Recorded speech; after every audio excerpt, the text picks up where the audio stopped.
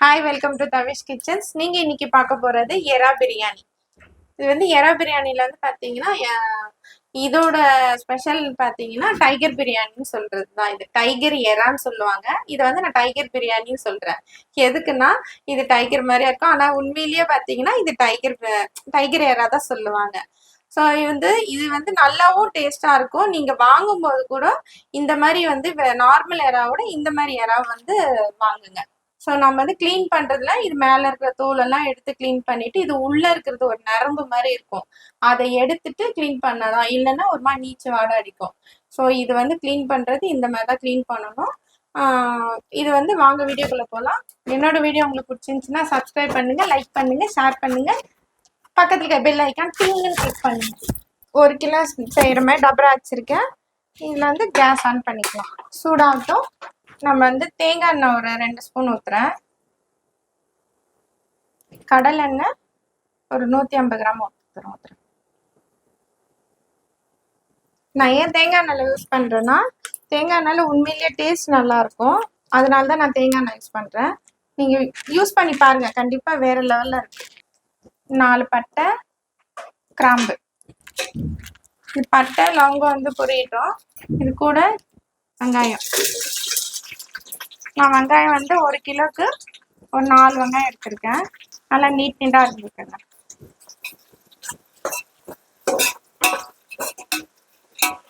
நல்லா கலரிடுங்க. இது வெங்காயம் கொஞ்சம் பொன்னிறமாக வர வரைக்கும் வெயிட் பண்ணுங்க. ஆனியன் வந்து இப்போ இந்த கலரில் வந்தால் போதும். இப்போ நம்ம பச்சை மிளகாய் போட்டுக்கலாம். நான் வந்து கீரி போடல, அப்படிதான் போடுறேன். நீங்கள் கீரி வேணால் போட்டுக்கிறதுனால போட்டுக்கலாம். இது கூட 1 கப்பு கொத்தமல்லி நல்லா கலரிடுங்க. இது கூட 2 கைப்பிடி புதினா நல்லா நான் பொடியை அரைஞ்சி வச்சிருக்கேன். இது நல்லா கலரிடுங்க. நல்லா கலரிட்டோம்னா இது கூட நான் வந்து காஷ்மீர் வெறும் மிளகாத்தூள் வந்து நான் ஒரு 3 ஸ்பூன் போடுறேன். நான் இதில் கலர்லாம் எதுவும் ஆட் பண்ணலை. நல்லா இந்த ஆயிலையே நல்லா மிக்ஸ் பண்ணிக்கிறேன். இது கூட பூண்டு நான் ஒரு 2 ஸ்பூன் எடுத்திருக்கேன்.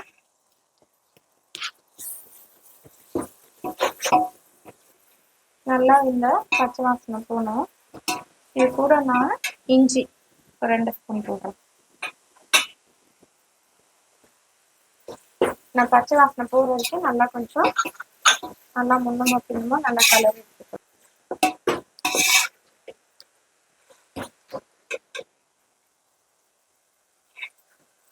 இது கூட நம்ம ஃபைனலாக தக்காளி போட்டுருக்கோம்.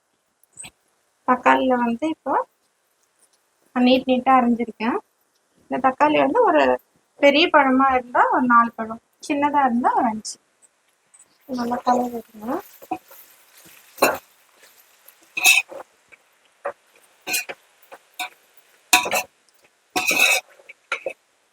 தக்காளியில் கொஞ்சம் தண்ணி விடும். இதுலேயே கொஞ்சம் அந்த தண்ணியில் கொஞ்ச நேரம் குக் ஆகும். இது கூட நான் வந்து 1 ஸ்பூன் உப்பு போட்டுக்கிறேன். 1 ஸ்பூன்ன்றது 1.5 ஸ்பூனை கூட போட்டுக்கிறேன். அப்புறமா கூட நம்ம பார்த்து போட்டுக்கலாம்.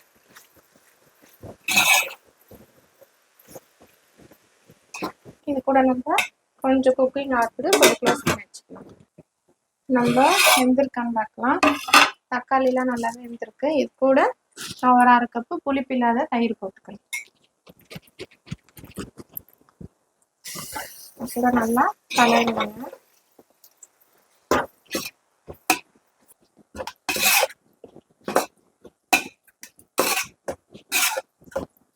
நல்லா கலரிட்டீங்களா?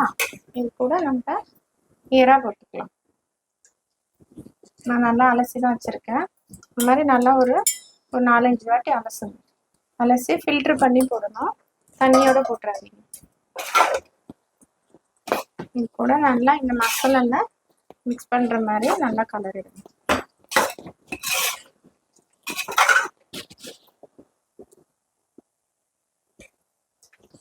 கூட நம்ம க்ளோஸ் பண்ணிக்கலாம். ஒரு 5 நிமிஷம் ஓப்பன் பண்ணி பார்த்துக்கலாம்.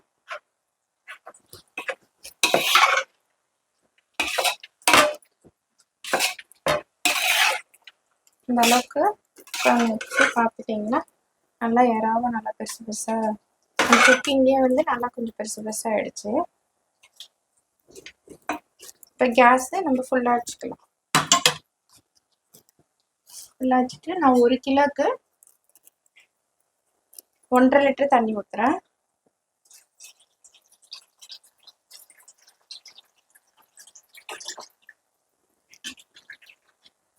நல்லா கொஞ்சம் கலரிடுங்க. இதில் கேஸ் நம்ம ஃபுல்லாகவே வச்சுக்கோங்க. ஃபுல்லாக வச்சுட்டு இப்போ உப்பு காரம்லாம் சரியாக இருக்கான்னு பார்த்துக்கோங்க. நான் இன்னும் ஒரு 1/2 ஸ்பூன் போட்டுக்கிறேன். ஃபஸ்ட்டே நான் 1.5 ஸ்பூன் போட்டேன். இப்போ நான் ஒரு 1/2 ஸ்பூன் போட்டுக்கிறேன். எனக்கு அது சரியாக இருக்குது.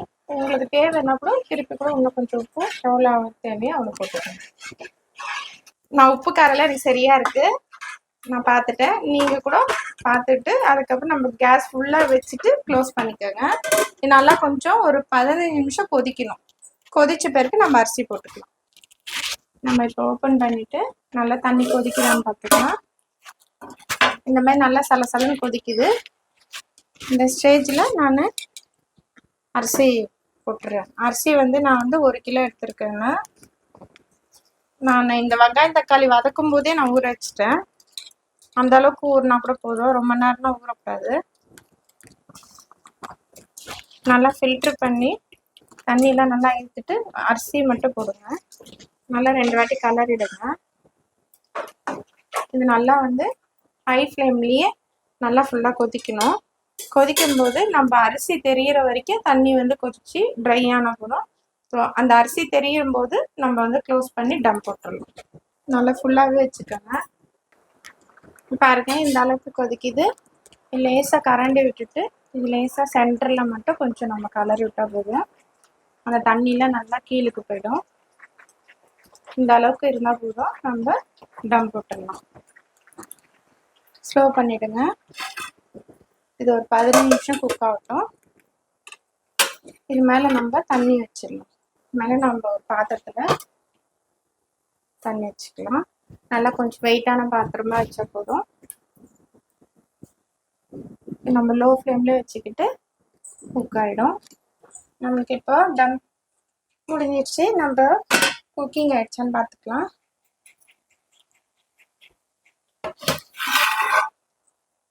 நல்லாவே தண்ணியெலாம் சுண்டிட்டு நல்லா பளபளன்னு இருக்குது.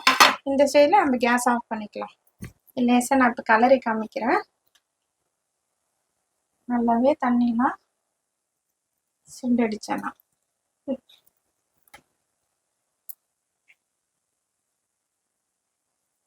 நல்லா பளபளன்னு வருது.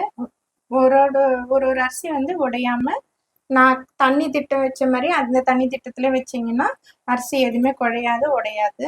நல்லா ஏறா கூட நல்லா வெந்திருக்கு. இது நான் ஒரு பவுல்லனா இல்லை பிளேட்லன்னா நம்ம மாற்றிக்கலாம். பிளேட்டில் நம்ம மாற்றிக்கிட்டோம். நல்லா ஏறால நல்லாவே வெந்திருக்கு. இது கூட நம்ம சைடிஷ் வந்து நம்ம பச்சடி வச்சுக்கலாம். இது கூட நம்ம முட்டை. எறா பிரியாணி ரெடி.